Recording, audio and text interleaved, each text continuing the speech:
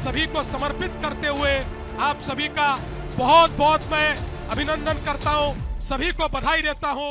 कैसे एक बार ठाकरे परिवार का या ठाकरे लेगेसी का पूरा वर्चस्व खत्म करते हुए एक जबरदस्त प्रदर्शन महायुति का दिखाई पड़ा है। महाराष्ट्र की राजनीति से बाला साहब ठाकरे की जो राजनीति की विरासत जो मिली है, जितनी भी मिली है, वो शिंदे जी को मिली है, ना कि उनके बेटे और उनके भतीजे को। ये चुनाव का नतीजा एक तरफा जाएगा, एक तरफा नहीं गया है। ऐसा नहीं।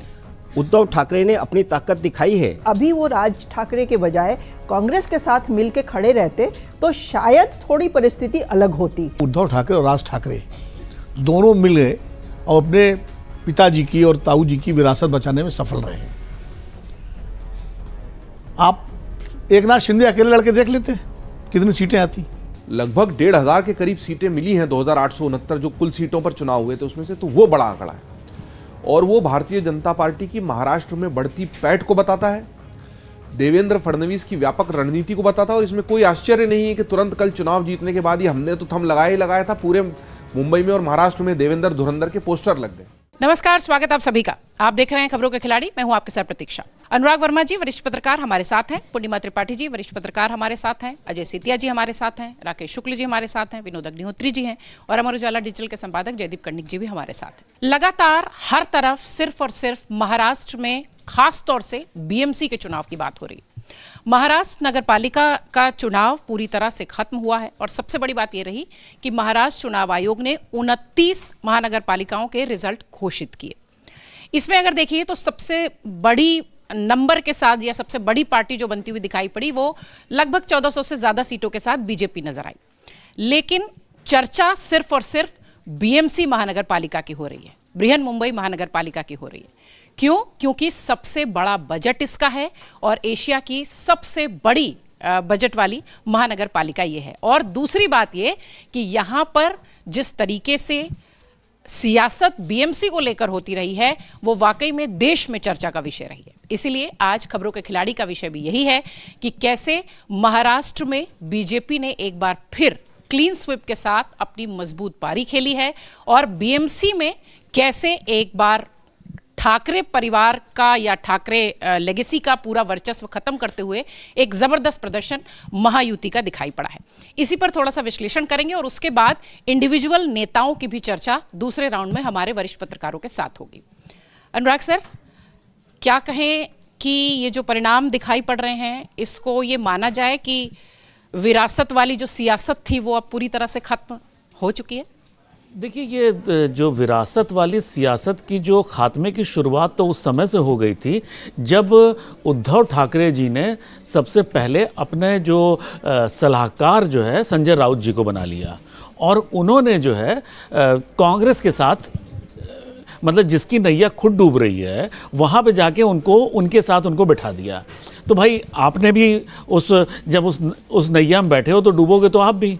तो शुरुआत तो उसी दिन से हो गई थी। वो धीरे धीरे करके वो अब ये सिद्ध हो गया कि महाराष्ट्र की राजनीति से बाला साहब ठाकरे की जो राजनीति की विरासत जो मिली है, जितनी भी मिली है, वो शिंदे जी को मिली है, ना कि उनके बेटे और उनके भतीजे को। ये अब स्पष्ट हो गया है। नंबर 2, एक ये भी स्पष्ट हुआ कि जो वहाँ की जो वो पारिवारिक राजनीति थी, चाहे वो शरद पवार फैमिली की हो या ठाकरे परिवार की हो, दोनों परिवारों की राजनीति जो है हाशिए पे चली गई है। अब वहाँ पे राष्ट्रीय राजनीति, राष्ट्रीय दलों की राजनीति जो है वो वहाँ पे अब अपने पांव पसारने लगी है, पांव पसार चुकी है रादर। और जो वहाँ पे परिवारों की राजनीति थी अब वो खत्म हो गई है।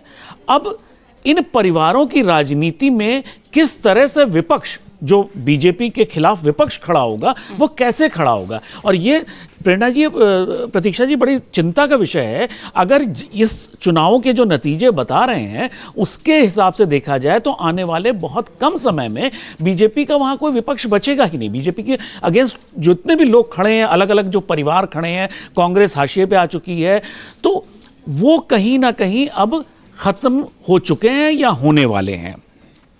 उसके बाद जो सबसे एक जो चीज़ नई देखने को मिली है AIM के जो वहां पे नतीजे आए हैं उससे एक चीज जो देखने में आई है कि अब मुसलमानों को अपना नेता अपने बीच से चाहिए। जो आज़ादी के बाद से एक बहुत लंबे समय तक कांग्रेस ठेकेदार बनी हुई थी मुस्लिम मतदाताओं की, उसके बाद लालू यादव जी आए, मुलायम सिंह जी आए, ममता बनर्जी आई, अब इस बार मुसलमान मतदाता ने इन ठेकेदारों को नकार के AIM को चुना है, ओवैसी जी को चुना है। उसका मतलब कुछ भी हो सकता है ये भी बैकफायर कर जाए, लेकिन पिछले 75 साल से भी तो सारी चीजें बैकफायर ही हो रही थी ना। हाँ। आज मुसलमान कहां है? तो ये जो स्वयंभू ठेकेदार थे मुसलमान वोटरों के, वो उनकी राजनीति खत्म हो गई। जहां भी ओवैसी जी की पार्टी जीती है वो वही जगह है जहां पे हमेशा सपा अच्छा परफॉर्म करती थी। इस पूरे राजनीतिक घटनाक्रम में एक जो सबसे बड़ी चीज आई है कि आपको एक गलत सलाहकार अगर भारतीय राजनीति में या कहीं पूरे विश्व की राजनीति में अगर आपने एक गलत सलाहकार को अपने बगल बिठा लिया तो किस तरह आपका राजनीतिक पतन होता है, वो ये शिवसेना के लिए सबसे बड़ा उदाहरण है। और पूरे भारतीय राजनीति में जितने भी क्षेत्रीय दल हों चाहे वो राष्ट्रीय दल हों, उन सब के लिए एक सबक होना चाहिए कि आपको, और ये बहुत सारी पार्टियों में हो रहा है, ऐसा नहीं है, बहुत सारी पार्टियों में, शिवसेना में ये उभर के उनके पतन का जिम्मेदारी दिख रही है और बाकी जगह बहुत सारी पार्टियों में ऐसा हो रहा है। आने वाले समय में उसका नतीजा दिखेगा। सर, जीत के पॉइंट्स जो हैं वो बहुत सारे दिखाई पड़ रहे हैं, स्पष्ट नजर आ रहे हैं। मैं चाहूंगी अघाड़ी की स्थिति, खासतौर से शिवसेना की स्थिति अगर देखिए तो क्या लास्ट मोमेंट पर राज ठाकरे का साथ आना भी थोड़ा नुकसान कर गया क्या? ऐसा तो नहीं कह सकते, क्योंकि एक प्रयास था उनका कि जो बाला साहब ठाकरे की विरासत के वोट हैं वो फिर से एकजुट हो जाए और मराठी मानुस का जो है एक मैसेज जाए। ये कोशिश उनकी थी, उनके पास और इसके अलावा कोई विकल्प भी नहीं था, क्योंकि कांग्रेस ने तो पहले ही तय कर लिया था कि वे अकेले चुनाव लड़ेंगे और शरद पवार भी दूसरी तरफ जा रहे थे, वो हर जगह समझौता करने को तैयार नहीं थे, तो उनके पास और कोई विकल्प भी नहीं था कि वो दोनों भाई इकट्ठे होते और मराठी मानुस की बात करते। लेकिन जो नतीजे आए हैं उसमें सबसे महत्वपूर्ण बात यह है कि वोटों की ठेकेदारी खत्म हो रही है। चाहे वो मुस्लिम वोटों की ठेकेदारी हो या ओबीसी वोटों की ठेकेदारी हो या जातीय ढंग से और वोटों की ठेकेदारी हो, वो पूरे देश के लिए एक मैसेज है। वो सिर्फ महाराष्ट्र का नहीं है। मैं समझता हूं कि अखिलेश यादव के लिए भी खतरे की घंटी है, जो ये समझ रहे हैं कि यूपी में मुस्लिम वोट उनके साथ आएगा। पहले बिहार में असदुद्दीन ओवैसी के साथ गया, अब महाराष्ट्र में गया और अब बाकी देश में भी जाएगा। और ऐसा लग रहा है कि मुसलमानों ने यह तय कर लिया है कि वे अपना नेतृत्व खुद उभारेंगे। और ओवैसी की रणनीति ये है कि प्रदेशों में ही नेतृत्व उभारा जाए। वह खुद बड़ा नेता बनने को तैयार भी नहीं है उस ढंग से। वो चाह रहे हैं कि प्रदेशों में से मुसलमानों के नेता उभरे। इसी तरह ओबीसी ने जो है ये ठान लिया है कि वह किसी के गुलाम नहीं हो सकते, चाहे वो यादव भी हों। अब बिहार में भी देखिए यादव कहाँ गया, उनके साथ नहीं गया। तो वही स्थिति अब यूपी में भी होने वाली है। और इससे भी बड़ी बात जो सबसे मुझे जो इस नतीजों से लगती है, जो आज भी उद्धव ठाकरे का जो ट्वीट है उसको देखिए या राज ठाकरे का ट्वीट देखिए। अब महाराष्ट्र में मराठा और गैर मराठा का एक तरह से जमीनी संघर्ष शुरू होगा, क्योंकि ये बिल्कुल जिसे कहते हैं कि फ्रस्ट्रेशन में आ जाएंगे दोनों भाई, और मराठी और गैर मराठी का युद्ध फिर से शुरू होने वाला है, जैसा पहले 70-80 के दशक में होता था। वह स्थिति हमें आती हुई दिखाई दे रही है। इन चुनावों में भाजपा को फायदा हुआ। भाजपा महाराष्ट्र में स्थापित हो गई, स्थापित हो रही है। पहले निकाय चुनाव में हुई, विधानसभा में हुई, अब महानगर पालिकाओं में भी हो गई। तो ये भाजपा का तो स्थान बन रहा है, ये बात सही है। लेकिन अब वहां पर जो पैदा होगा संघर्ष, वो मराठी गैर मराठी का होगा।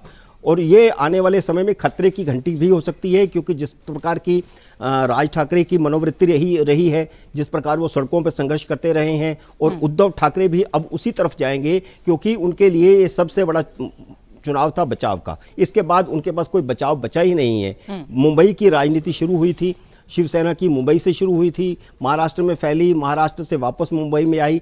और लेकिन एक बात फिर भी हमको ये नोट करनी चाहिए, जैसा हम पहले सोच रहे थे कि ये चुनाव का नतीजा एक तरफा जाएगा, एक तरफा नहीं गया है। उद्धव ठाकरे ने अपनी ताकत दिखाई है और वह पूरी बराबरी पर लड़े। हाँ, ये ठीक है कि 1975 के बाद अगर हम देखें तो शिवसेना की ये सबसे कम सीटें हैं।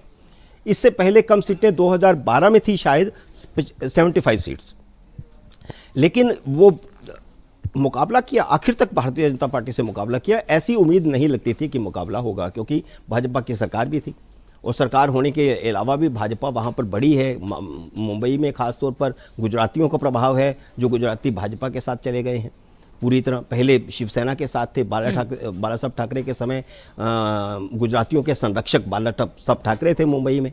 वो धीरे धीरे नरेंद्र मोदी के आने के बाद और अमित शाह के आने के बाद गुजराती भाजपा की तरफ गए हैं।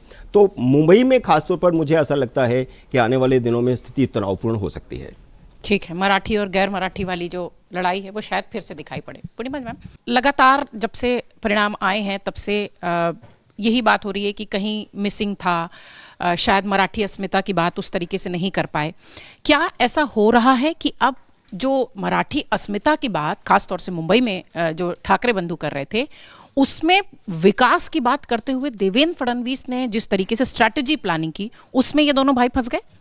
फंसे तो वो बहुत सारी दूसरी वजहों से भी हैं, लेकिन एक बात अब साफ हो गई है कि राज ठाकरे जिस दिन उद्धव ठाकरे के साथ आए थे, उस दिन से हमने देखा कि वो गैर मराठीज के ऊपर, हिंदी बोलने वालों के ऊपर अटैक शुरू हो गए, उनकी मार पिटाई शुरू हो गई।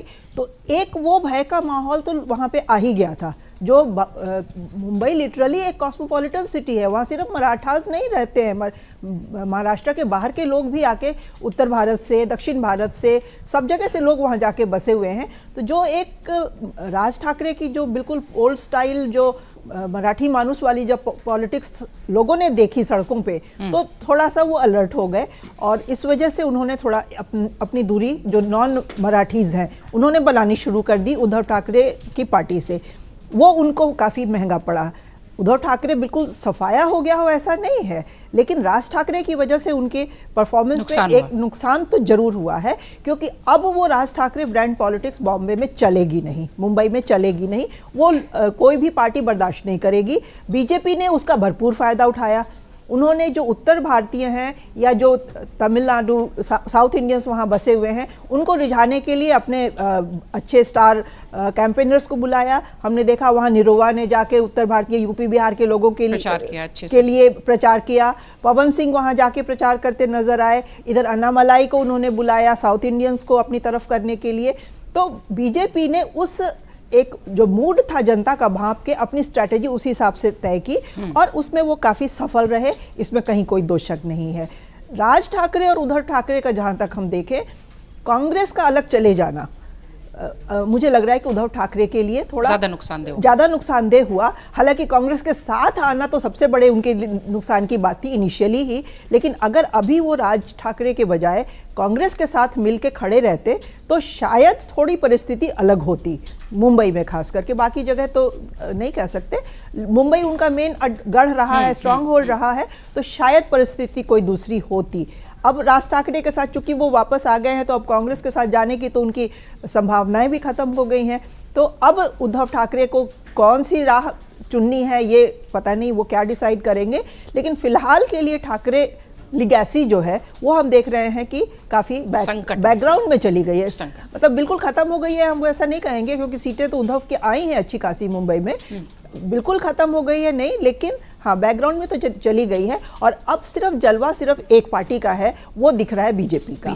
शरद पवार की पॉलिटिक्स भी हमने देखा, उनके अपने ही जो स्ट्रांग होल्ड्स हैं, पुणे हो गया, चिंचवाड़ पिंपरी हो गया, इन सब जगह बिल्कुल ही वो शून्य पे 2-3 सीटें जीत रहे हैं, तो वो खत्म होती दिखाई दे रही है।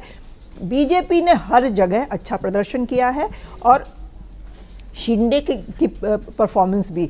अब बीजेपी और शिंदे का एक जो उनके पास असली शिवसेना का चुनाव चिन्ह भी है, तो कहीं ऐसा ना हो कि जो शिवसेना का वोट बैंक है वो लॉक स्टॉक एंड बैरल अब शिंदे के पास आ जाए। राज ठाकरे उसके लिए बस पूरे स्टेट में एटलीस्ट वो मुंह ताकते रह जाएं। मुझे ऐसा लग रहा है कि होने वाला है, क्योंकि अब अजीत पवार की अलायंस में पोजीशन कमजोर हो गई है। वो शरद पवार के साथ चले गए, तो उसका तो बदला बीजेपी आज नहीं तो कल उनसे लेने ही वाली है। उनकी जगह पे अब शिंदे नंबर 2 उनके अलायंस पार्टनर हो गए हैं। और बीजेपी और शिवसेना बहुत सबसे पहला जो अलायंस किसी भी पॉलिटिकल पार्टीज में हुआ था, इन दोनों का हुआ था।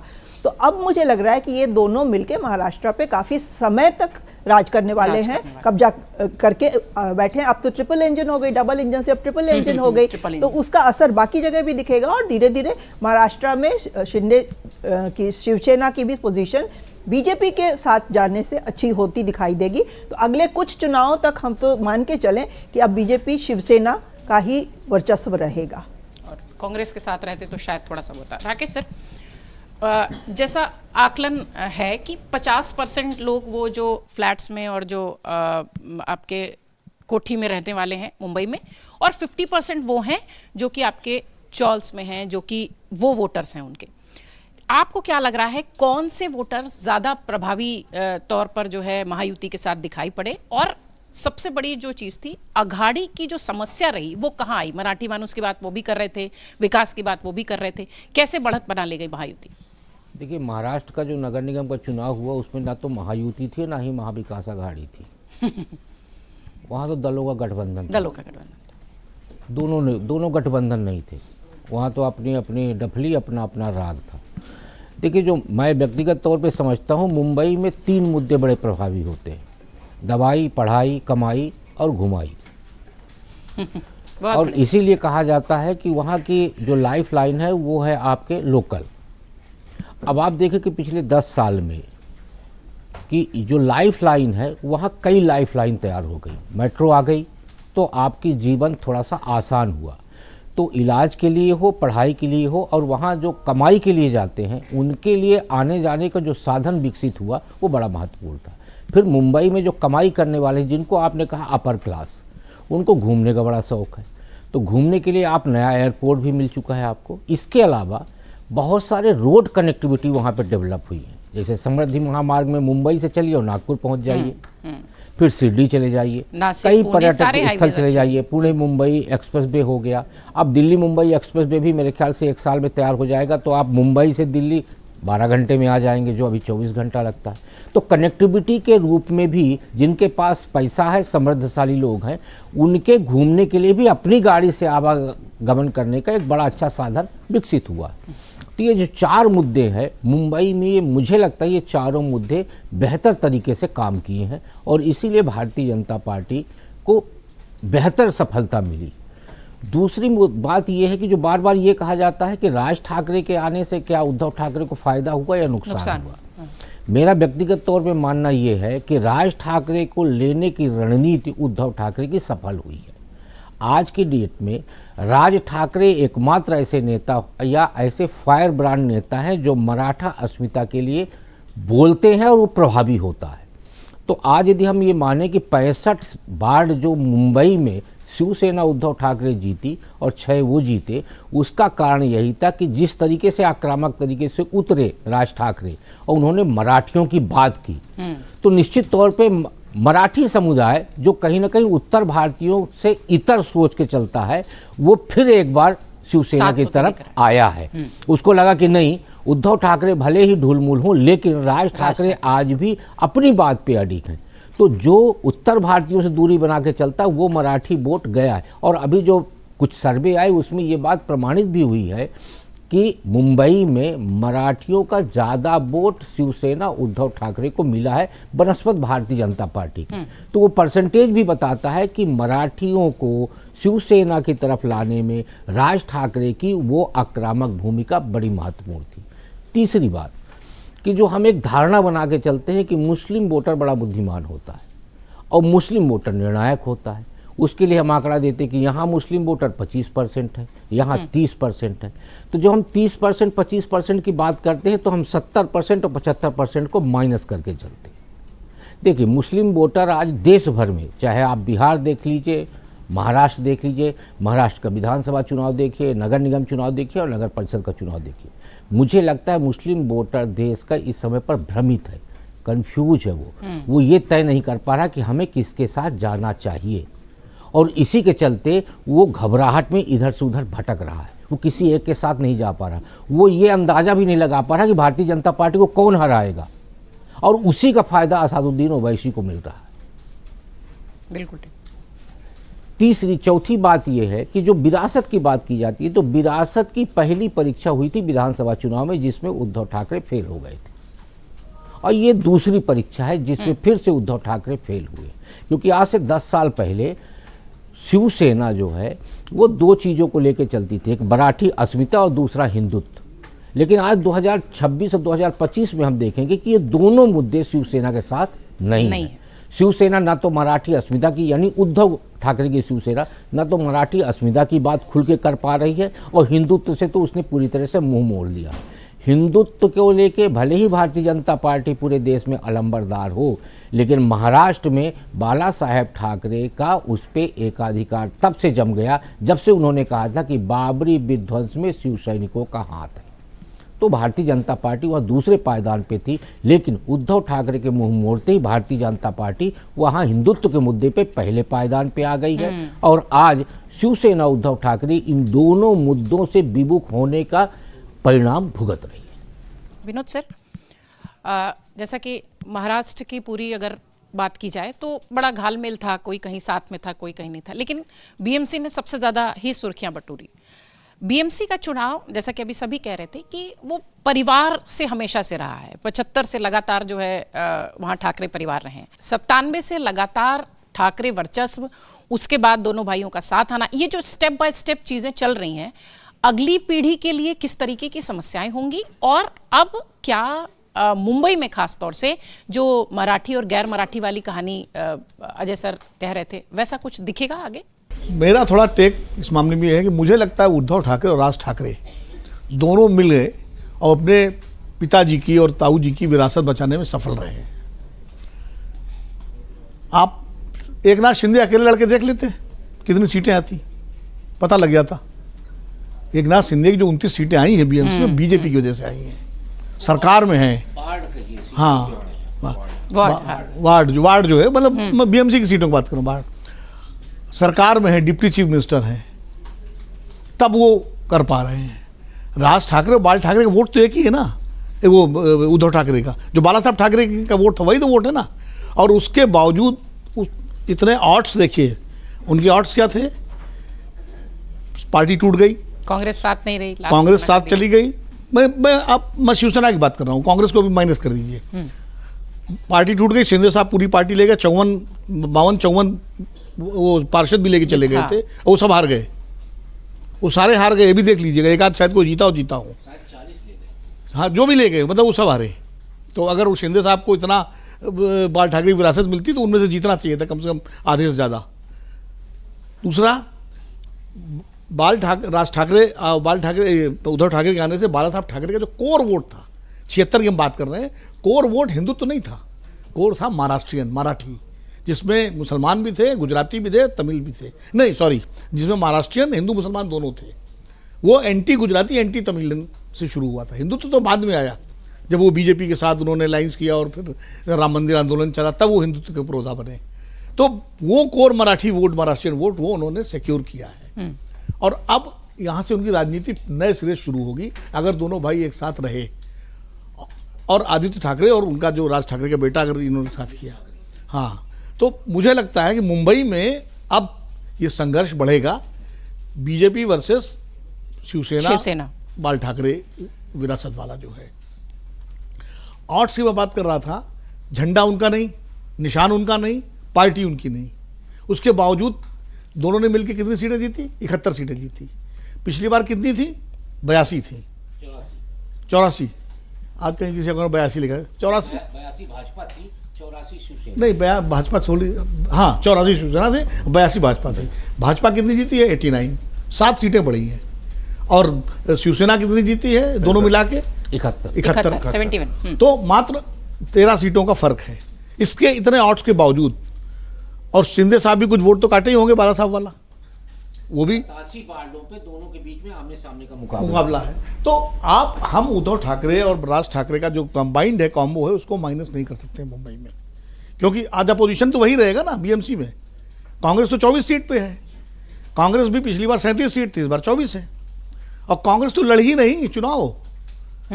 मुझे बताया कल किसी ने कि मात्र 2-2 लाख रुपए कांग्रेस ने दिए अपने कैंडिडेट चुनाव लड़ने के लिए, और 2 लाख रुपए में तो एक दिन का पेट्रोल खर्च हो जाता है मुंबई जैसे शहर में। मतलब लड़ी ही नहीं। कोई एक बड़ा नेता कांग्रेस का नहीं किया, न उत्तर भारतीय गए, न दक्षिण भारतीय गए, न कोई नहीं किया। बीजेपी में भले मोदी जी और अमित शाह न गए हों खाली, लेकिन बीजेपी ने अपनी रणनीति पूरी बेहतर रखी। पूरा चुनाव देवेंद्र इंडिविजुअल्स पे जो आएंगे नेताओं में तब बात करेंगे इस पे, क्योंकि अपना अगला शत्रु उसी पे आएंगे दूसरे दौर में उसको टच नहीं कर रहा हूं। लेकिन महाराष्ट्र में मुझे जो लग रहा है, अब अगला ध्रुवीकरण जो होगा, शरद पवार का युग खत्म हो गया, उनकी पार्टी का, एनसीपी का। अजीत पवार की भी क्रेडिबिलिटी अब डाउन है, और वो चिंचवाड़ में जिस तरह से पुणे में सब जगह हारे हैं, तो सामने, और महाराष्ट्र मुंबई में भी 7 थी, इस बार 3 रह गई, तो उनका तो करीब करीब अवसान पर है पूरी राजनीति का वो है। अब आता है कि फिर भारतीय जनता पार्टी निश्चित रूप से उसका वर्चस्व हो गया है पूरे भाई 22-23 नगर निकायों में उसका बहुमत है, उसका वहाँ पर बनेगा, तो निश्चित रूप से। लेकिन उसका मुकाबला किससे होगा? देखिए, कोई भी लोकतंत्र में कभी भी एक तरफा पॉलिटिक्स नहीं चलती है लंबे समय तक, कोई न कोई उसके विरोध में एक ध्रुवीकरण होता है। वो ध्रुवीकरण किसके तरफ होगा? आज की तारीख में मुझे लगता है अगर शिवसेना, राज ठाकरे और उद्धव ठाकरे अपना मराठी कार्ड ढंग से खेल गए पूरे महाराष्ट्र में, तो फिर मुकाबला उन्हीं के साथ होगा। और जो अजय जी ने कहा कि ये मराठी नॉन मराठी का कंट्रडिक्शन और शार्प संघर्ष बढ़ेगा, मैं बिल्कुल सहमत हूं उनकी बात से। वो एक अच्छी बात नहीं है, कतई अच्छी बात नहीं, बिल्कुल ठीक है ना, क्योंकि वो अगर होता है तो, लेकिन वो उनके सामने वो वही करेंगे, और राज ठाकरे तो सबसे ज़्यादा करेंगे, उद्धव ठाकरे कम करें, राज ठाकरे ज़्यादा करेंगे, क्योंकि उनको एक बड़ी लाइन उद्धव ठाकरे मुकाबले में खींचनी है। अंदर भी तो संघर्ष है ना, भाइयों में भी तो एक प्रतियोगिता है कि ठीक है हम साथ हैं, लेकिन हम किसकी लाइन ज़्यादा बड़ी, तो वो उसको ज़्यादा, तो इस नाते उद्धव भी कम नहीं रहेंगे, कंपटीशन होगा, कंपटीशन होगा, तो वो कि, तो ये भी एक संघर्ष खतरा है। अब मैं एमआईएम पर आता हूँ। एमआईएम को देखिए, और इंटरेस्टिंग चीज बताऊँ, उद्धव ठाकरे को मुस्लिम वोट मिला है, जो मुस्लिम बहुल्य कई वार्ड ऐसे हैं जहाँ शिवसेना उद्धव ठाकरे यूबीटी जीती है, तो उद्धव ठाकरे ने एक मुस्लिम कॉन्स्टिट्यूंसी भी बनाई है अपनी। एमआईएम सिर्फ विकल्पहीनता के दौर में एमआईएम को सफलता मिल रही है, और एमआईएम जो अभी हमारे अनुराग भाई कह रहे थे कि वो मुसलमानों ने अपना एमआईएम को चुन लिया है, अगर दुर्भाग्य से ऐसा हुआ तो बड़ी खतरनाक स्थिति होगी। मुस्लिम ने पहली बार जिन्ना को नेता माना था, देश बंट गया था। उसके बाद 47 के बाद से मुसलमान किसी न किसी राष्ट्रीय पार्टी के साथ या नॉन मुस्लिम लीडर के साथ रहा, चाहे वो कांग्रेस के साथ रहे हों, चाहे वीपी सिंह के साथ गए हों, चाहे मुलायम सिंह के साथ, लालू के साथ, देवगौड़ा के साथ, जो नॉन मतलब मुस्लिम लीडरशिप की पार्टियां हैं, तो वो मेन स्ट्रीम में रहे। अगर मुस्लिम अखिल भारतीय स्तर पर ओवैसी को या किसी मुस्लिम को अपना नेता मान लेते हैं तो इतना शार्प ध्रुवीकरण होगा जो देश के लिए अच्छा नहीं होगा। इसलिए बेहतर है कि मुस्लिम चाहे बीजेपी को भी वोट दें, चाहे कांग्रेस को दें, चाहे ना, उनको हमेशा मेन स्ट्रीम के साथ ही रहना चाहिए, वही देश के और लोकतंत्र के हित में है। और ये इन पार्टियों की जिम्मेदारी है, सारी नेशनल पार्टियों की, कि उनको ये देखना है कि मुस्लिम इंटरेस्ट, मुस्लिमों के बीच में सुरक्षा की भावना और उनके जो भी माइनॉरिटीज़ हैं उसको ये इंश्योर करें, जो हमारे कॉन्स्टिट्यूशन में राइट्स उनके गारंटीड हैं। तो ये मुझे लगता है ये सबक है पार्टियों के लिए। लेकिन कुल मिलाकर के भारतीय जनता पार्टी जीती है और उसकी रणनीति कामयाब रही है, और उसको एक इसका भी लाभ मिला है कि हमेशा स्थानीय निकाय चुनावों में जो पार्टी पावर में होती है उसको एक एडिशनल एडवांटेज मिलता है, और वो एडवांटेज चूंकि केंद्र में भी भाजपा की सरकार, राज्य में भी भाजपा की सरकार, तो इसलिए वो भी एक एडवांटेज मिला है। और बीएमसी में जो एंटी इनकम्बेंसी थी वो उद्धव के खिलाफ तो थी, क्योंकि 97 से तो शिवसेना ही वहाँ पर, तो जो भी समस्याएं थी, जो भी दिक्कत थी कि नाली की, पानी की, खड़ंजे की, सड़क की, बिजली की, जो भी नगर निकाय के जो विषय हैं, उसकी सारी एंटी इनकम्बेंसी तो उद्धव के खिलाफ ही थी, वो भी उनको झेलना पड़ा है। तो कुल मिलाकर के मेरा तो टेक ये है। सर, महाराष्ट्र का चुनाव संपन्न हो गया, और प्रदेश के चुनाव की तरह हमने महाराष्ट्र के चुनाव पर चर्चा की, देश भर में बात भी हुई। बीएमसी के परिणाम के बाद अब कैसी स्थिति आर्थिक राजधानी में दिखती है? देखिए, बहुत सारी बातें आई हैं, और सबसे महत्वपूर्ण बात यही है कि जिस तरीके से हम आकलन कर रहे हैं कि बाल ठाकरे की सियासत खत्म हो गई और लोगों ने पूरी तरीके से उस परिवार को नकार दिया, वो तथ्य तो खैर सही नहीं है। लेकिन बड़े व्यापक स्तर पर हम इस पूरे परिणाम को देखें, आपने ठीक कहा कि हमने बीएमसी को लेकिन पूरे राज्य में ही चुनाव भी थे। चर्चा मुंबई महानगर पालिका की सबसे ज़्यादा इसलिए होती है कि वो एशिया की सबसे बड़ी नगर पालिका है, बजट उसका 75,000 करोड़ का है, हमारे देश के कई राज्यों से ज़्यादा बड़ा उसका बजट है, और चूंकि आर्थिक नगरी भी है देश की, तो उसकी जो सारी हलचलें होती हैं वो राष्ट्रीय रडार पर होती ही हैं।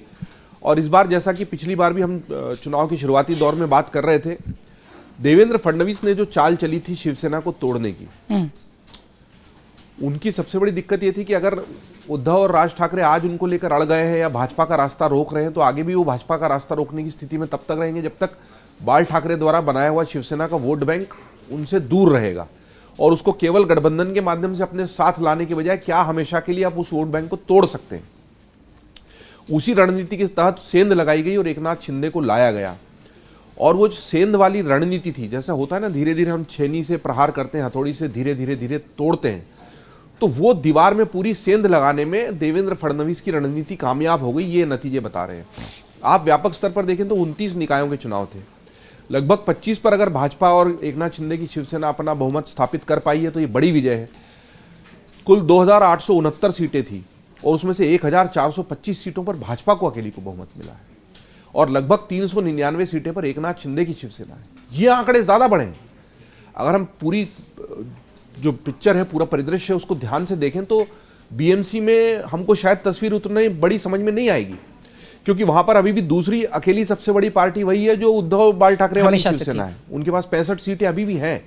ये बात सही है कि उनका 97 के बाद का अब तक का सबसे खराब प्रदर्शन है, लेकिन उसके बावजूद भी उनके पास 65 सीटें और दूसरा अकेला सबसे बड़ा दल वही है। और ये बात सही है, एकनाथ शिंदे अगर जीते हैं तो भाजपा के समर्थन से, उस वोट बैंक को इधर जोड़कर और उस गणित से जीते हैं। लेकिन पूरे परिदृश्य में भी अगर लगभग 1,500 के करीब सीटें मिली हैं 2869 जो कुल सीटों पर चुनाव हुए थे उसमें से, तो वो बड़ा आंकड़ा है और वो भारतीय जनता पार्टी की महाराष्ट्र में बढ़ती पैठ को बताता है, देवेंद्र फडणवीस की व्यापक रणनीति को बताता है। और इसमें कोई आश्चर्य नहीं है कि तुरंत कल चुनाव जीतने के बाद ही हमने तो थम लगाया ही लगाया था, पूरे मुंबई में और महाराष्ट्र में देवेंद्र धुरंधर के पोस्टर लग गए। और देवेंद्र धुरंधर के पोस्टर इसलिए लगे कि उन्होंने अकेले अपने दम पर पार्टी आलाकमान को भी आश्वस्त किया था कि मैं अपनी रणनीति से भाजपा को न केवल जिता ले जाऊंगा पर लंबे समय के लिए उस वोट बैंक को साधने की कोशिश करूंगा, जिससे भाजपा को महाराष्ट्र में अब किसी बैसाखी की आवश्यकता नहीं रहेगी। और ऐसा इस चुनाव में तो कम से कम उन्होंने कर दिखाया है और ट्रिपल इंजन की सरकार बना दी है। इससे लाभ ये हो सकता है कि जो काम रुक जाते थे, नहीं होते थे, या राज्य में सत्ता में होने के बावजूद भी वो नहीं, क्योंकि बीएमसी और दूसरे निकायों के माध्यम से होने वाले विकास कार्य बहुत महत्वपूर्ण है और वो ऐसे विकास कार्य होते हैं जो जनता को सीधे छूते हैं। स्ट्रीट लाइट का नहीं लगना, नालियों की सफाई, वार्ड मानसून के समय वाटर लॉगिंग वगैरह, तो वो जो वार्ड स्तर के काम होते हैं वो दरअसल जनता के ज्यादा नजदीक राजनेताओं को, पार्टी को, सत्ताधारियों को लेके जाते हैं। और इसमें बिल्कुल सही बात है, ना कोई महायुति थी, ना महाविकास अघाड़ी थी, ना कोई गठबंधन था। और जिस तरीके से अजीत पवार इस तरफ गठबंधन में होते हुए भी उधर वापिस शरद पवार के पास चले गए, तो वो आगे जाकर क्या गुल खिलाता है कि अजीत पवार की फाइलें वापस खुलती है, क्या उनके घोटाले, उनके बेटे के घोटाले और दूसरी फाइलें फिर से सामने आती है, देखना, या फिर ये समझौता हो चुका था कि चलो बीएमसी में तुम कर लो, बाकी देख लेंगे। क्योंकि राजनीति में किसी भी संभावना से इनकार नहीं किया जा सकता। और वैसे ही जो हम अभी जो 65 सीटें आई हैं उद्धव ठाकरे और राज ठाकरे की, उस पर जरूर कहना चाहूंगा कि एकदम से ऑबिचुरी लिखने लगते हैं, एकदम से ये लिखने लगते हैं शोक संदेश कि अरे ये देखो अब राज ठाकरे, बाल ठाकरे की राजनीति का अंत हो गया। मुझे बल्कि लगता है कि दोनों के साथ में आने के बाद कोई करिश्माई परिणाम आएंगे, ये तो सभी को लग रहा था कि नहीं आएंगे, क्योंकि इतने लंबे समय से दोनों दूर थे। राज ठाकरे अलग होकर भी कोई इतना बड़ा वोट बैंक खड़ा नहीं कर पाए थे। जो कुछ भी था वो उद्धव ठाकरे जो बाल ठाकरे के नाम की शिवसेना चला रहे थे उसी का था। उसमें बड़ी दिक्कत ये थी कि उद्धव ठाकरे खुद को एक बड़े मजबूत नेता के रूप में स्थापित नहीं कर पाए। वो गुण राज ठाकरे में एक समय में दिखाई देते थे, क्या वो गुण उभर कर आएंगे? क्या दोनों की जो अगली पीढ़ी है आदित्य की और इनके बेटे की, उसमें वो गुण आएंगे? इन सब बातों पर निर्भर करेगा कि वो विरासत आगे बढ़ेगी कि नहीं। लेकिन इनके दोनों के साथ आने के बाद का ये पहला चुनाव था और मुझे लगता है ये बस शुरुआत है। मेरे ख्याल से हमसे ज्यादा खुद देवेंद्र फडणवीस और समूची भाजपा ये समझ रही होगी कि आगे भी सतर्क रहने की जरूरत है। ये शुरुआत है, दोनों की साथ में आने की राजनीति की ये शुरुआत है, अंत नहीं है। महाराष्ट्र में 1400 से ज्यादा वार्ड्स में बीजेपी की जीत निश्चित तौर पर यह बताती है कि मजबूती से अपना वोटर खड़ा करने की जो एक तैयारी बीजेपी वहां कर रही थी वो होती दिखाई पड़ रही है। और बीएमसी में भी तस्वीर अब पूरी तरह से क्लियर हो गई है। हमारे तमाम जो वरिष्ठ पत्रकार हैं उन्होंने ये तो पूरा आकलन या विश्लेषण कर लिया कि कैसे जीत हुई, कैसे हार हुई। अब जरा जीत के नायकों की और प्लानिंग करने वाले नायकों पर चर्चा करेंगे। और निकाय चुनाव के बाद जो तस्वीर दिखाई पड़ती है, सबसे बड़ा चेहरा, सबसे बड़ा नाम जो निकल कर आया है वो है देवेंद्र फडणवीस। देवेंद्र फडणवीस की रणनीति कैसी रही, देवेंद्र फडणवीस ने कैसे जमीन पर उन वोटर्स को तैयार किया, कैसे मराठी अस्मिता और विकास की बात करते हुए ये नंबर लेकर आए हैं, इस पर भी थोड़ा अपने मेहमानों के साथ चर्चा करते हैं। अनुराग सर, देवेंद्र फडणवीस सर ने कह दिया था कि धुरंधर देवेंद्र के पोस्टर्स बहुत सारे लग गए महाराष्ट्र में, लेकिन ये इतना आसान भी नहीं था देवेंद्र के लिए या फडणवीस के लिए, जितनी कि पोस्टर लगाकर ये बात कह दी जाए कि नहीं वो पूरी प्लानिंग वो कैसी थी। कैसे केंद्र को सेट करना, कैसे संघ से मैनेज करना, और कैसे हलाहल विष पीते पीते अपने आप को इतना मजबूत करना। देवेंद्र फडणवीस जी की देखिए, कुछ तो आदमी की वो क्षमता होती ही है, उसमें तो कहीं कोई डाउट नहीं है। और देवेंद्र फडणवीस जी ने अपनी जो क्षमता थी वो पिछले विधानसभा चुनावों में ही वो दिखा दी थी। किस तरह से उन्होंने अपने सहयोगियों को साधना था, किस तरह से उन्होंने अपने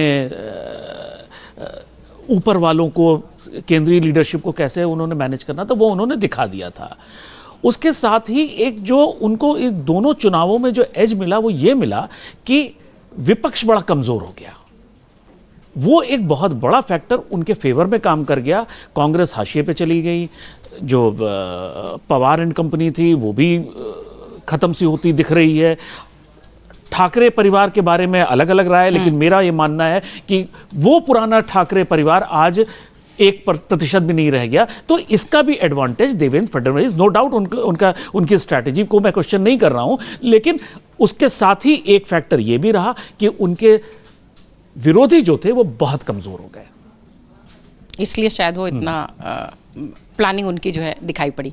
और विरोधी में अब आप वहीं जा रहे हैं जहां मैं समझ रही हूं। अजय सर, जो इस वक्त की चर्चा आपने कर ली कि कैसा महाराष्ट्र दिखाई पड़ रहा है, कैसा बीएमसी दिखाई पड़ेगा, लेकिन देवेंद्र फडणवीस की अगर बात करें तो जैसे उन्होंने एक संदेश दिया, जैसे मुंबई में जश्न है, लेकिन राज्य में एक बड़ा मैसेज भी है।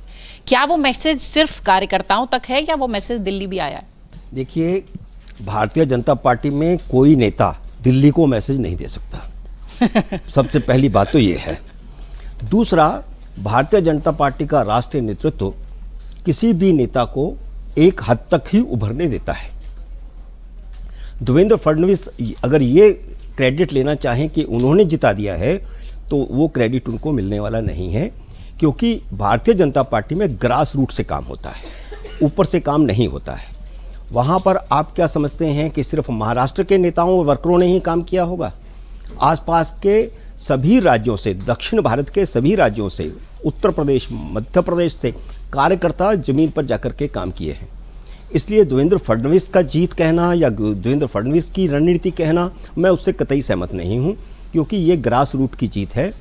और नेता एक नीति बना करके चलता है, सिर्फ स्ट्रेटजी बनाता है कि यहाँ इसके साथ गठजोड़ होगा तो ठीक होगा, इस क्षेत्र में दक्षिण भारतीय उम्मीदवार होगा तो ठीक होगा, इस क्षेत्र में उत्तर भारतीय उम्मीदवार होगा तो ठीक होगा। बस यहाँ तक उनकी रणनीति रहती है। बाकी चुनाव जीतना हारना सिर्फ ग्रास रूट पर निर्भर रहता है। वहाँ का कार्यकर्ता और बाहर से आया हुआ कार्यकर्ता अपने राज्य के वोटरों को कैसे प्रभावित करता है, उस पर निर्भर रहता है। इसलिए महाराष्ट्र में जो जीत है वो देवेंद्र फडणवीस की जीत है, ऐसे मैं मानने को तैयार नहीं हूं। वह भारतीय जनता पार्टी की जीत है, और हमेशा भारतीय जनता पार्टी में ऐसा ही होता है कि चुनाव किसी एक नेता के बल पर लड़ा नहीं जाता और जीता नहीं जाता।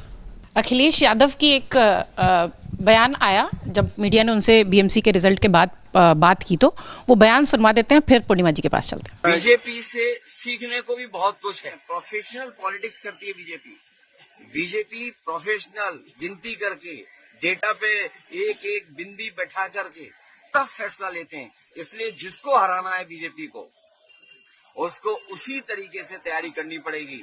पूर्णिमा मैम, जैसा कि अखिलेश यादव कह रहे हैं कि बीजेपी एक प्रोफेशनल पार्टी है, अगर किसी को भी, उन्होंने किसी को पर थोड़ा सा जोर दिया, उन्होंने कहा अगर किसी को भी बीजेपी के खिलाफ लड़ना है तो जैसे वो पॉइंट बिंदु से लेकर प्रोफेशनल तरीके से काम करती है वैसे ही सोचना होगा। ये किसी को जो अखिलेश कह रहे हैं, ये राहुल गांधी और कांग्रेस को कह रहे हैं क्या? इशारा तो उधर ही लगता है, और उस किसी को में मुझे लगता है कि बाकी पार्टियों को भी शामिल किया जा सकता है, और वो उनकी खुद की, मैं वही कह रही हूँ, उनकी खुद की पार्टी भी उसमें शामिल हो सकती है कि किसी को भी अगर बीजेपी से मुकाबला करना है तो उनके प्रोफेशनल स्टाइल को देख के कुछ सीखना होगा। और इसमें कहीं कोई दो मत नहीं है। बीजेपी जिस तरह से चुनाव लड़ती है, चाहे वो लोकसभा हो, चाहे वो विधानसभा हो या कॉरपोरेशन के चुनाव हो, अभी जैसे हमने देखा, बिल्कुल उनकी स्ट्रैटेजी दिखती है जैसे कि कॉर्पोरेट स्टाइल में पावर पॉइंट प्रेजेंटेशन बना के कोई काम करता है, बिल्कुल उस तरह से इनकी स्ट्रैटेजी ये तैयार करते हैं और एक पर एक करके उस पर अमल लाते हैं। तो अगर किसी भी पार्टी को मुकाबला बीजेपी से करना है तो ये प्रोफेशनलिज्म तो अपने अंदर अपने काम के करने के स्टाइल में लाना ही होगा, इसमें कहीं कोई दो मत नहीं है। इसलिए उसमें अखिलेश यादव की बात को सही गलत कहने का कोई मतलब नहीं है, क्योंकि वो प्रैक्टिकल बात कर रहे हैं। कांग्रेस पे अगर इशारा था तो कांग्रेस को तो वाकई में बहुत कुछ, अखिलेश तो फिर भी थोड़ा बहुत सीख रहे हैं बीजेपी को देख के, कांग्रेस तो सीखने के लिए तैयार ही नहीं है। जैसे मतलब उसकी तो आंखें ही नहीं खुल रही हैं, वो एक मुद्दा पकड़ के लेके बैठी हुई है वोट चोरी, और उसी में लटकी हुई है। वो बिहार विधानसभा के चुनाव से इस बार स्याही दोषी है, इस बार वोट चोरी, स्याही को उन्होंने कहा कि माध्यम बन गया वोट चोरी करने का, तो उनको तो बिल्कुल ही जैसे ना समझने की कसम खा के उन्होंने रखी हुई है। तो उनको बीजेपी से सीखने की बहुत ज़रूरत है कि काम पार्टी में कैसे करना चाहिए। लेकिन एक बात जो अभी जैसे सारे लोगों ने बात की थी कि देवेंद्र फडणवीस का और जो उसमें कंट्रीब्यूशन कितना रहा, क्या उनके अकेले, ये बात बिल्कुल सच है कि ये देवेंद्र फडणवीस की अकेले की जीत नहीं है, ये पार्टी की जीत है, कार्यकर्ताओं की जीत है। लेकिन एक बहुत बड़ा नेशनल मैसेज इससे जरूर जा रहा है। मोदी जी के बाद कौन, हु आफ्टर मोदी, इस नाम में अभी तक, इस लिस्ट में अभी तक सिर्फ योगी आदित्यनाथ का नाम था जो बहुत ऊपर चर्चा में था। धीरे धीरे हम वो देख रहे थे कि वो थोड़ा उसमें शंकाएं आने लग गई थी। अब उसमें एक देवेंद्र फडणवीस का नाम जुड़ गया है। अगर सेकेंड लाइन ऑफ लीडरशिप के बारे में देखा जाए तो सेकेंड लाइन ऑफ लीडर्स में अब फडणवीस का नाम योगी आदित्यनाथ से ऊपर हो गया है। नहीं ऊपर, मैं कहूंगी ऊपर हो गया है, क्योंकि उन्होंने जो बीजेपी का कोर स्ट्रैटेजी है हिंदुत्व प्लस विकास, उन दोनों को अच्छे से मिक्स करके उसको इम्प्लीमेंट करके दिखाया है। बॉम्बे में उन्होंने अपनी सरकार महाराष्ट्र में बनने के बाद से कई सारे प्रोजेक्ट्स डिलीवर कर दिए हैं और कई पे बहुत तेजी से काम चल रहा है। बॉम्बे में विजिबल क्वालिटी ऑफ लाइफ में डिफरेंस आया है। लोग कह रहे हैं कि ट्रैफिक टाइम में इतना हमारा वेस्ट होता था, वो घट के इतना हो गया है, वो नया अटल सेतु वहाँ बन गया, समस्याएं थी उस पर काम लिंक रोड एक्सप्रेसवे बन गई, तो वो सारी चीज़ों की वजह से लोगों को दिख रहा है कि विकास हो रहा है। और ऊपर से कोर हिंदुत्व का जो उन्होंने आइडियोलॉजी पकड़ी हुई है, तो ये एक बहुत ही पोटेंट कॉम्बिनेशन है जो कि मोदी जी को देख करके देवेंद्र फडणवीस ने महाराष्ट्र में बड़े अच्छे से लागू किया है। तो अब हमें लगता है कि जो सेकेंड लाइन ऑफ लीडरशिप तैयार हो रही है उसमें नंबर 1 वो है। शायद योगी आदित्यनाथ विधानसभा चुनाव आते आते फिर से उनके एट पार खड़े हो जाएं, लेकिन अब 2 नाम जरूर आ गए हैं इस लिस्ट में। कांग्रेस की जैसे आपने बात की और उस कॉन्टेक्स्ट में हम देखें, कांग्रेस ने तो खैर चुनाव लड़ा ही नहीं था, ये बात बिल्कुल सच है। उन्होंने ना कहीं कैंपेनिंग में रुचि दिखाई दी, ना उनकी कैंपेनिंग दिखी कहीं, विजिबल कैंपेनिंग तो दिखी ही नहीं कांग्रेस की। थोड़ा बहुत पॉकेट्स में लोकल नेताओं ने किया होगा तो किया होगा। जो मुस्लिम मतदाता है उसने कांग्रेस को बिल्कुल ही डंप कर दिया है, नेशनल लेवल पर डंप कर दिया है। ये मैसेज हमें नहीं उससे निकालना चाहिए। मुस्लिम मतदाता इमीडिएट लीडरशिप जो उसकी है वो कितनी इफेक्टिव है और उसकी बात वो कहाँ तक पहुँचा सकती है, इसको देख के अब वोट कर रहा है। अगर ओवैसी को वो वोट कर रहा है तो वो ये देख के कर रहा है कि उसकी जो इमीडिएट डे टू डे समस्याएं हैं उसमें कौन सी पार्टी उसको मजबूती से उसका साथ दे सकती है, उसको क्राइटेरिया बना के वो वोट कर रहा है। मुस्लिम वोटर कंफ्यूज बिल्कुल नहीं है, वो बिल्कुल इधर उधर दौड़ नहीं रहा है अपना नेता ढूंढने के लिए। अगर वो ओवैसी को सपोर्ट कर रहा है जो बिहार में उसने 12 या 13 सीटों पे किया, या अभी बीएमसी में जैसे कुछ उनकी सीटें आई हैं, तो वो इसलिए कि लोकल लेवल पे इफेक्टिवली उनको कौन रिप्रेजेंट कर सकता है ये देख के वोट कर रहा है। और नेशनल लेवल पे उनकी स्ट्रैटेजी कुछ दूसरी हो सकती है। तो एक बड़ी इंटेलिजेंट चॉइसेस वो अपने लिए तलाश रहे हैं। उसमें वो कोई एक पार्टी का बंधक बन के नहीं रहना चाहते हैं। कोई एक पार्टी अगर ये सोच ले कि वो हमारे पॉकेट में है और हमारे वोट बैंक है, ये मुस्लिम मतदाता अब अलाउ नहीं करेगा। हमें ये भी बात मान लेनी चाहिए। तो कई सारे मैसेजेस हैं इस मतलब रिजल्ट के बाद जो कि लार्जर कॉन्टेक्स्ट में हमें पढ़ने चाहिए। राकेश सर, वो पूर्णिमा मैम ने उसे छेड़ दिया पर मैं चाहती थी उस पर थोड़ा सा आप विस्तार दें। 53 साल योगी आदित्यनाथ की उम्र है और 54 साल शायद फडणवीस की उम्र है, ऐसी 53-54 की उम्र के दोनों लोग। क्या बिलो 60 वाले जो नेता हैं उनके लिए एक मजबूत लॉबी जो तैयार हो रही है उसमें फडणवीस सबसे ज़्यादा केंद्र में दिखते? देखिए, हमें दोनों राज्यों की तासीर को समझना होगा। तो यदि हम कहें कि उत्तर प्रदेश में भी डेवलपमेंट के नाम पे योगी आदित्यनाथ आगे बढ़ें और फिर चुनाव जीत जाएंगे 27 का, तो क्या ये संभव है? उत्तर प्रदेश की तासीर अलग है, बिहार की तासीर अलग है और महाराष्ट्र की तासीर अलग है। वहाँ डेवलपमेंट एक इशू है, लेकिन हिंदुत्व इशू नहीं है, ऐसा भी नहीं है, इसलिए देवेंद्र दोनों को लेकर चल रहे।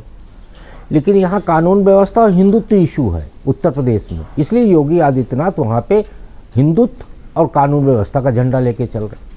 तो हम इन दोनों की ये तुलना करें कि कौन बड़ा कौन छोटा, मुझे लगता है दोनों अपनी अपनी जगह पे बराबरी पे हैं और दोनों अपने राज्य को जितवा रहे, दोनों अपने राज्य की जनता के विश्वसनीय चेहरा, इसलिए हम दोनों की तुलना तो नहीं कर सकते कि कौन बड़ा है कौन छोटा है। फिर भारतीय जनता पार्टी की परिपाटी रही है सेकंड जनरेशन की, वो चाहे आप अटल जी के टाइम पे ले लीजिए, आडवाणी जी के टाइम पे ले लीजिए या नरेंद्र मोदी जी के टाइम पे ले लीजिए। कुछ जगहों पर भारतीय जनता पार्टी ने बड़े आत्मघाती फैसले भी किए हैं कुछ राज्यों में मुख्यमंत्री बनाने के, लेकिन कुछ जगहों पर तो नेता जो है क्षेत्रीय छत्रप तैयार भी हुए और उसका उदाहरण मध्य प्रदेश भी है। शिवराज सिंह चौहान अपने दम पे चुनाव जितवाते थे, वसुंधरा राजे राजस्थान में अपने दम पे चुनाव जितवाती थी, योगी आदित्यनाथ अपने दम पे 22 का चुनाव जितवाए, देवेंद्र फडणवीस अपने दम पे चुनाव जितवाए। अब महाराष्ट्र की यदि हम बात करें, देवेंद्र फडणवीस नहीं चाहते थे कि गठबंधन करके निगम का चुनाव लड़ा जाए, वो चाहते थे कि भारतीय जनता पार्टी अकेले चुनाव लड़े, लेकिन केंद्रीय नेतृत्व का दबाव था कि नहीं आप गठबंधन करिए एकनाथ शिंदे के साथ। अब उस गठबंधन में एकनाथ शिंदे को जब ताकत मिली केंद्रीय नेतृत्व की तो वो दबाव बना रहे थे कि आधी आधी सीटों पर लड़ना चाहिए, लेकिन वो दबाव इतना प्रभावी नहीं कर पाए कि वो आधी आधी पे ले पाए। तो उनको मुंबई में 90 दी गई, विदर्भ में भी 2-4 सीटें दी गई और सब जगह इतनी सीटें दी गई कि जिससे कि भारतीय जनता पार्टी का अपना प्रभाव दिखे। दूसरा, देवेंद्र फडणवीस स्थानीय निकाय चुनाव में बड़ी अच्छी रणनीति अपनाए। उन्होंने क्या किया कि अपने ही लोगों को जो उनके लिए बहुत ज़्यादा दबाव बना के चल रहे थे, एकनाथ शिंदे को मुंबई में घेर दिया, तो तमाम जगहों पे जहां वो चुनाव लड़ रहे थे उन जगहों तक वो नहीं जा पाए। आपके अजीत पवार जी पुणे में, जबकि पुणे की एक धारणा ये बना दी गई है कि वो तो शरद पवार का गढ़ है, पुणे में शरद पवार कभी भी प्रभावी बहुत ज़्यादा नहीं थे। उनको प्रभावी इसलिए कहा जाता है क्योंकि बारामती सीट पुणे में आती है और वो इसलिए हम मान के चलते कि पुणे जो है शरद पवार का गढ़ है। अब शरद पवार और अजीत पवार के गठबंधन को देखिए, तो मेरा अपना जो अभी तक का आकलन है वो ये कहता है कि अजीत पवार जितनी बार शरद पवार के नज़दीक जाएंगे, शरद पवार को वो उतना कमज़ोर करेंगे। त्रेता युग में एक महायोद्धा थे बाली, वो जिसके सामने पहुंच जाते थे उसकी आधी ताकत खत्म हो जाती थी। अजीत पवार इस समय पर बाली की भूमिका में है और देवेंद्र फडणवीस उस बाली को बार बार शरद पवार के पास नज़दीक भेज रहे हैं। तो आप देखिए कि शरद पवार की जो पहले की पोजीशन थी, आज पोजीशन कमज़ोर हो गई है और आज हम शरद पवार को गिनते हैं अजीत पवार के साथ। एक टाइम था जब हम अजीत पवार को गिनते थे शरद पवार के साथ। तो देवेंद्र जी की जो रणनीति है नीचे से लेकर ऊपर तक, वो सारी रणनीति इतनी गूढ़ थी कि उसको न तो विपक्षी समझ पाए न गठबंधन के लोग समझ पाए, और उसी का नतीजा है कि आज देवा भाऊ के पोस्टर पूरे महाराष्ट्र में लग रहे हैं। विनोद जी अपना एक्सपर्ट कमेंट दें। एक पूर्णिमा जी ने बात शुरू की और उसने भी आपने कहा कि देवेंद्र फडणवीस बराबर पर आ गए हैं। मैं याद करता हूं जब अटल बिहारी वाजपेयी प्रधानमंत्री थे तो उस समय हिंदुस्तान के एक बहुत बड़े अखबार ने एक आर्टिकल लिखा था, संपादक ने लिखा था, हु आफ्टर वाजपेयी। तो उस समय जसवंत सिंह को उभारा गया था कि जसवंत सिंह प्रधानमंत्री हो सकते हैं, लाल कृष्ण आडवाणी को वो करने के लिए। तो इसी प्रकार मीडिया में हमारे यहाँ ये चर्चा रहता है कि योगी नहीं तो योगी के मुकाबले फिर कौन होगा। कुछ दिन पहले तक शिवराज सिंह चौहान थे, शिवराज सिंह चौहान अब आउट है। उससे पहले राजनाथ सिंह थे, उससे पहले नितिन गडकरी थे, अब योगी के सामने देवेंद्र फडणवीस आ गए। लेकिन भारतीय जनता पार्टी में क्या होता है कि कभी भी कोई भी नितिन नवीन उभर जाता है मोहन यादव बन जाता है। देवेंद्र फडणवीस को लेकर खूब सारी बातें हो गई, धुरंधर भी बता दिया गया, उन्हें प्लानिंग भी बता दिया गया। मैं चाहूंगी आप थोड़ा सा अलग वो करें। जिस तरीके से हम देवेंद्र फडणवीस को बहुत समय तक साइडलाइन होते हुए देख रहे थे, क्या उतनी ही खुशी जितनी वहां दिख रही है उतनी ही खुशी भीतर भी है? आप जरा ट्वीट पढ़िए जो प्रधानमंत्री नरेंद्र मोदी जी ने किया, नड्डा जी ने किया और अमित शाह जी ने किया, तो आपको अंदाज लग जाएगा। मोदी जी तो चलो सर्वोच्च नेता है, उनको तो एक अमित शाह और नड्डा जी का ट्वीट देखिए। यही मैं पूछना चाहता। तो उस ट्वीट में क्या है, जीत का पूरा श्रेय प्रधानमंत्री नरेंद्र मोदी को दिया गया है, भारतीय जनता पार्टी कार्यकर्ताओं को दिया गया है और बाद में बधाई दी गई देवेंद्र फडणवीस को, श्रेय नहीं दिया, बधाई दी गई है। तो आपके सवाल का जवाब इस ट्वीट में है एक बात। लेकिन मेरा मानना ये है कि ये चुनाव पूरी तरह से देवेंद्र भाऊ का चुनाव था और देवेंद्र भाऊ वाकई धुरंधर साबित हुए हैं। सारी आपकी दिल्ली में मीटिंग कोई सुनी कि बीजेपी की मीटिंग दिल्ली बीएमसी महाराष्ट्र को लेके निकायों की दिल्ली की मीटिंग हो रही हो?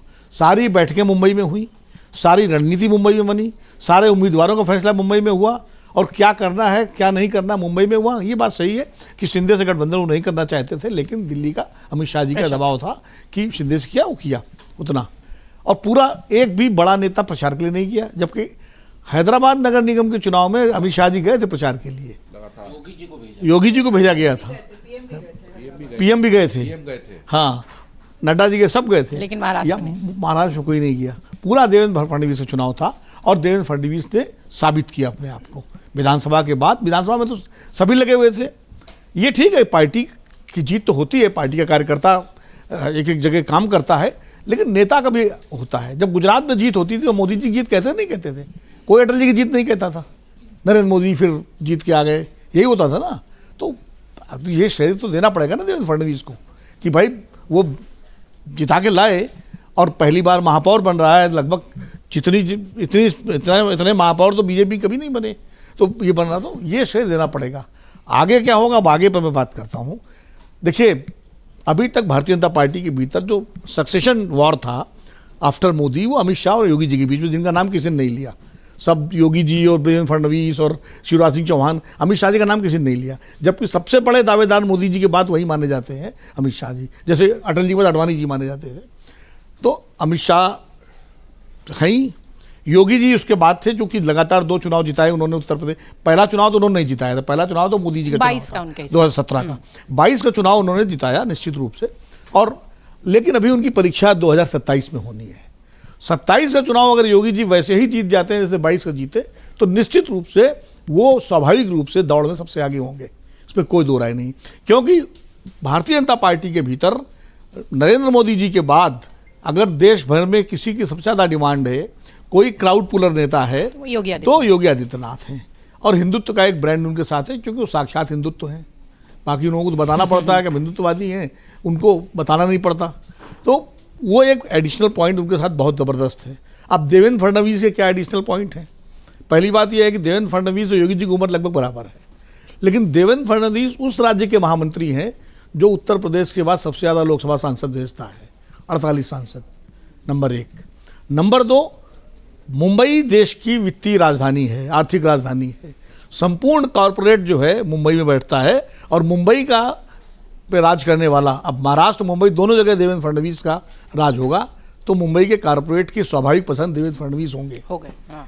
तीसरी बात, अगर डिलीवरी की बात करें तो देवेंद्र फडणवीस पहले मतलब लंबे समय बाद भारतीय जनता पार्टी के ही नहीं, महाराष्ट्र के पहले ऐसे मुख्यमंत्री हैं जिन्होंने, मतलब यशवंतराव चौहान और उनकी उस युग की मैं बात नहीं कर रहा हूँ, आप 80 के बाद मान लीजिए, जो लगातार 5 साल मुख्यमंत्री रहे हैं। 80 के बाद महाराष्ट्र में कोई लगातार 5 साल मुख्यमंत्री नहीं रहा, शरद पवार भी नहीं रहे, देवेंद्र फडणवीस रहे और अब उसके बाद उनको दूसरा टर्म मिला हुआ है। और उनकी छवि, वो हिंदुत्ववादी तो हैं, भारतीय जनता पार्टी में है, लेकिन उनकी छवि वैसी है जैसे नरेंद्र मोदी की छवि थी, एक डेवलपमेंट वाली, एक डिलीवरी करने वाली चीफ मिनिस्टर की छवि। वो भी उनका एक एडिशनल एडवांटेज है। और सबसे बड़ा एडवांटेज उनका जो है वो नागपुर के लाड़ले हैं, संघ के लाड़ले हैं नितिन गडकरी और देवेंद्र फडणवीस, और चितपावन ब्राह्मण है, महाराष्ट्रियन, जो संघ की नेतृत्व की कमजोरी है। भले अजय जी न माने, लेकिन मेरा अपना मानना है कि वो उनकी कमजोरी है। और बहुत दिनों से एक सपना है संघ का कि एक दिल्ली की गद्दी पर कभी कोई महाराष्ट्रियन ब्राह्मण भी आसीन हो, तो वो भी एक उनके पक्ष में जाता है। भविष्य में क्या होगा मैं नहीं कह सकता, मैं आज की तारीख बात कर रहा हूँ, आज जो है। तो देवेंद्र फडणवीस का पलड़ा भी काफ़ी भारी है। रही बात यह कि भाई अडवाणी जी के खिलाफ जसवंत सिंह को खड़ा किया गया, खिलाफ कोई नहीं खड़ा करता, हम लोग पत्रकार लोग हैं, हमारा काम ही है करना। हम राहुल गांधी के खिलाफ प्रियंका को खड़ा करते हैं, तो हम अडवाणी जी के खिलाफ जसवंत सिंह को भी खड़ा करेंगे। ये तो हमारा काम ही है भाई, हम इस तरह का विश्लेषण करना। तो इसलिए जो है मुलायम सिंह के खिलाफ, लालू के खिलाफ तेज प्रताप को खड़ा करते हैं, तेजस्वी के खिलाफ, शिवपाल को खड़ा करते थे, अखिलेश के खिलाफ, राज ठाकरे को उद्धव ठाकरे के खिलाफ। तो ये तो पत्रकारों का काम ही है कि इस तरह का मूल्यांकन करना, आलोचना करना, विश्लेषण करना। तो ठीक है, आज का विश्लेषण हमारा है। मुझे लगता है आज की तारीख में देवेंद्र फडणवीस एक बड़े प्लेयर के रूप में उभरे हैं निश्चित रूप से। और देखिए, पार्टी अध्यक्ष प्राइम मिनिस्टर बने जरूरी नहीं है। मोदी जी कभी पार्टी अध्यक्ष नहीं रहे, प्राइम मिनिस्टर हैं। अटल जी रहे, पार्टी अध्यक्ष भी रहे और प्राइम मिनिस्टर भी बहुत रहे। सारी संभावना, लेकिन मोदी जी नहीं रहे, तो कोई जरूरी नहीं है कि नितिन नवीन बन गए पार्टी अध्यक्ष तो वो प्राइम मिनिस्टर भी बन जाएंगे। ऐसा कोई जरूरी नहीं है। वेंकैया जी रहे, नितिन गडकरी रहे, राजनाथ सिंह रहे, सारे पार्टी अध्यक्ष रहे, लेकिन प्राइम मिनिस्टर नरेंद्र मोदी बने ना। तो कौन डिलीवर करता है? मैं ये चाहूंगी कि जैसे देवेंद्र फडणवीस की जो स्ट्रैटेजी थी, जो प्लानिंग थी, उनके कई सारे इंटरव्यूज में देखा कि उन्होंने ये प्लान किया था कि वो जो शिवसेना का, खासतौर से मुंबई में वो जो वोटर्स हैं उन्हें ग्रासरूट लेवल पर बदलना है। इसके लिए आपने देखा कि वो कई जगह गाड़ी से चले गए, कई जगह पैदल यात्रा करते हुए दिखाई पड़े। तो वो पूरा श्रेय उनके हिस्से का तो है। अब उनके आगे किस तरह की चुनौतियां हैं, गैर मराठी और मराठी वाला जो विवाद जो दिखाई पड़ेगा, क्योंकि दोनों भाई साथ में हैं, कैसे वो इन चुनौतियों को टैकल करेंगे और क्या चुनौती आप देखते हैं देवेंद्र के लिए? पहले तो जब हम देवेंद्र फडणवीस को श्रेय देने और उनकी रणनीति की बात करते हैं इस पूरे महाराष्ट्र के चुनाव में और बीएमसी में, तो इस सवाल को अगर उल्टा पूछें कि अगर इसी चुनाव में भारतीय जनता पार्टी और शिवसेना का प्रदर्शन खराब रहता तो जिम्मेदार किसको माना जाता? सारा ठीकरा देवेंद्र फडणवीस के सिर पे ही फूटता ना। तब तो ये जो ट्वीट भी हो रहे हैं इसमें सब नाम हट जाते हैं। फिर एकमात्र व्यक्ति जो जिम्मेदार होता देवेंद्र फडणवीस कि यार इसकी वजह से हो गया, इसने सारे वो ले लिए अपने पावर हाथ में और ये है और वो है। तो अगर फेलियर का ठिकरा उनके सिर पर है तो फिर सफलता का श्रेय भी उनको देना ही पड़ेगा, क्योंकि उन्होंने अकेले पूरी रणनीति बनाई, उन्होंने तय किया कि कैसे पूरा चुनाव होगा, किसको कहाँ वोट। और आपने बिल्कुल एक सही मुद्दे को पकड़ा है कि दरअसल शिवसेना खड़ी कैसे हुई। जब कांग्रेस का एक ज़माने में महाराष्ट्र में तगड़ा वर्चस्व था और दत्ता सामंत तेजी से एक मजदूर नेता के रूप में उभर रहे थे, उनके खिलाफ एक शक्ति जो उभरी वो पहले कामगार सेना बनी। तब हिंदुत्व मुद्दा नहीं था, जैसा ठीक कहा विनोद जी ने। तब उत्तर भारतीय और दूसरे लोग भी निशाने पर थे जो मुंबई में और महाराष्ट्र में आकर उनका रोजगार छीन रहे, अवसरों को कम कर रहे, और मराठी अस्मिता को बड़ा मुद्दा बनाया गया था बजाय किसी और चीज़ के। तो उसी रणनीति को पकड़ते हुए देवेंद्र फडणवीस जमीन पर गए, न केवल उस अस्मिता को आवाज दी बल्कि वार्ड स्तर पर जिस तरीके से शिवसेना को संगठित किया था बाल ठाकरे ने, और राज ठाकरे और उद्धव के सहयोग से उसको खड़ा किया था। और कई बड़े सिपासलार उनके साथ उस वक्त ऐसे थे जो ये जानते थे कि जो वार्ड प्रमुख है शिवसेना का वो सबसे मजबूत सिपाही है उनका, और उस वार्ड प्रमुख ने ही शिवसेना की उस इमारत को नीचे से ईंट दर ईंट खड़ा किया था। और उस ईंट दर ईंट खड़े किए जाने के नियोजन को समझते थे देवेंद्र फडणवीस, इसीलिए उन्होंने खुद भी कभी मोटरसाइकिल पर कभी पैदल चलकर वार्ड के दौरे किए, और वहां पर जो कार्यकर्ता उपस्थित थे उनको ये आश्वासन दिया कि अब तुमको इस तरफ रहना है और इस तरफ रहकर तुम्हें ये फायदा मिलेगा। तो उन्होंने उसी नेटवर्क को तोड़ते हुए अपने लिए नया नेटवर्क खड़ा किया। इसका श्रेय उनको मिलना ही चाहिए। महाराष्ट्र के निकाय चुनाव संपन्न हो चुके हैं। बीएमसी ने सबसे ज़्यादा सुर्खियां बटोरी, क्योंकि सबसे बड़ी जो नगर पालिका है वो दिखाई पड़ी। इस वक्त देवेंद्र फडणवीस को लेकर बहुत सारी बातें हैं, चुनौतियां निश्चित तौर पर देवेंद्र फडणवीस के सामने हैं, लेकिन जीत का श्रेय तो फिलहाल देवेंद्र फडणवीस के सिर ही है। हाँ, ये बात और है कि वो नागपुर को भी डिलीवर करने में कामयाब रहे हैं, और दिल्ली से भी जो उन्होंने वादा किया था वो भी डिलीवर करने में वो कामयाब रहे हैं। महाराष्ट्र का चुनाव संपन्न हो गया है, लेकिन सुर्खियां अभी भी देवेंद्र फडणवीस ही बने हुए। बहुत शुक्रिया आप तमाम मेहमानों का बातचीत के लिए। आप सबका भी बहुत शुक्रिया। खबरों खिलाड़ी देखने के लिए कमेंट बॉक्स खुला हुआ है।